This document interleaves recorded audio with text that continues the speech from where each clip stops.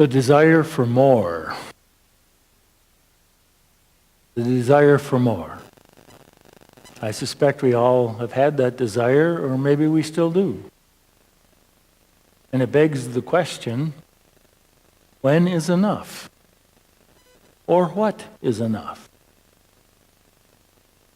When do we have enough of clothes? Closet's full, let's go shopping. How about get rid of half and make room? But no, we need more. Possessions. More. Had a meal? Good. Let's have more. Stuff it down there. More power. More praise. More. We want more. Because we have this kind of thing that says more is better. Except I suspect that most of us have had the experience that just when we get more, it doesn't equal happiness. Just went on a great shopping spree, great. Maybe even bought a big item, or great, all jazzed up about it for a day or a week or two. And then we're back to the same people that we were and the same lives that we had, and it didn't make life any better, and maybe worse if we ran up a bill. Or is not necessarily better.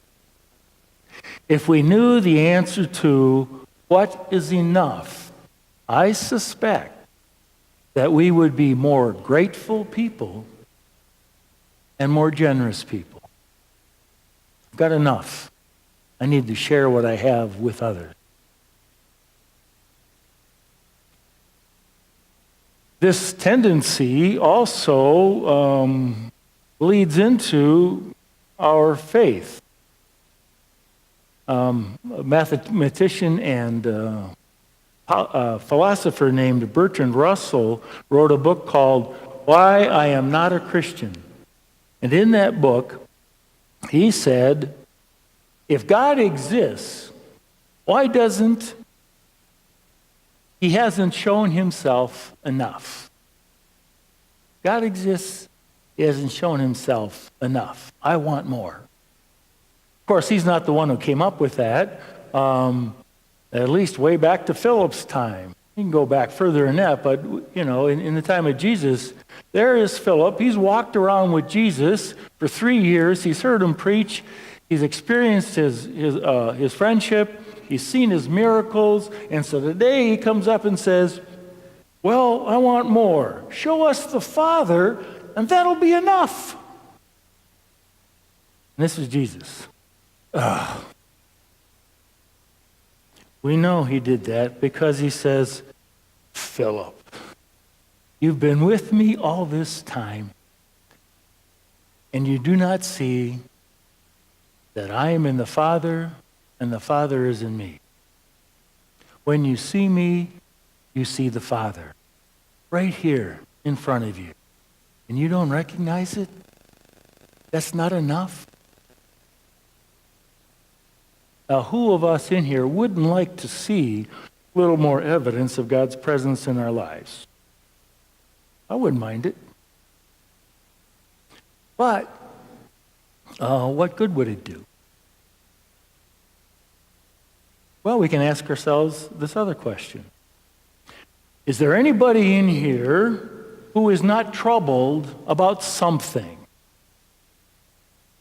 Troubled about the news we see on the TV, or the violence and sex we see in TV and movies, or the corruption and injustice we see not only in other countries, but in our own. Or who might not be troubled, at least at times, with one's own failures and weaknesses, or troubled about what's happening in a loved one's life. Maybe they're suffering from illness or pain in some way or another. Maybe we are troubled by their choices. And I'd say that if, at least from time to time, we're not troubled about something, we must be comatose. There's enough troubling things happened in life. And to that, Jesus says, do not let your hearts be troubled. Do not be afraid. If there were not many places in my Father's dwelling, would I have told you that I'm going to prepare a place for you? I am going to prepare a place for you so that where I am, you also may be. It reminds us of at least two things. One is that this isn't our home. We make a home here, we travel through this, but we don't end up here. We end up someplace else beyond here. Jesus has a place, is preparing a place for us there. We have a place with God. And the second thing is this, that while we travel this earth this way, even now we have a place in God's heart. We belong to him. He wants us to see him.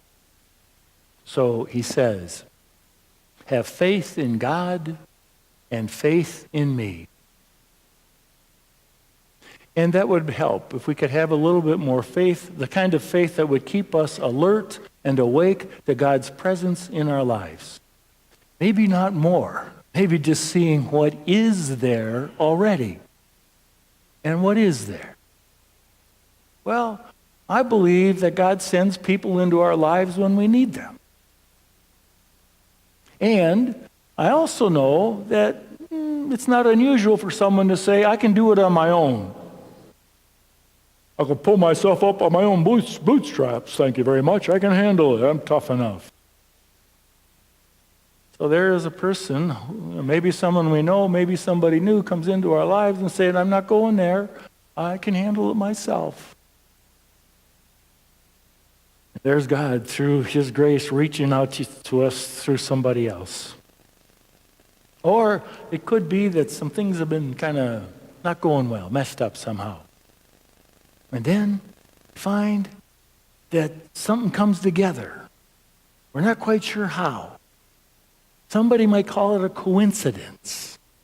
I call it a convergence of God's grace. When all of a sudden things work out, and it's like, well, praise God. And that's the right answer, isn't it? Praise God. Have faith in God, Jesus says. Do not let your hearts be troubled. Have faith in God and have faith in me. And that faith can keep us alert to God's presence and his movement in our lives, the grace that he wants us to know, to have. In the end, this world will never be enough. It doesn't satisfy. Instead, God does. And when we look in faith, to Christ, we will find in him the way and the truth and the life.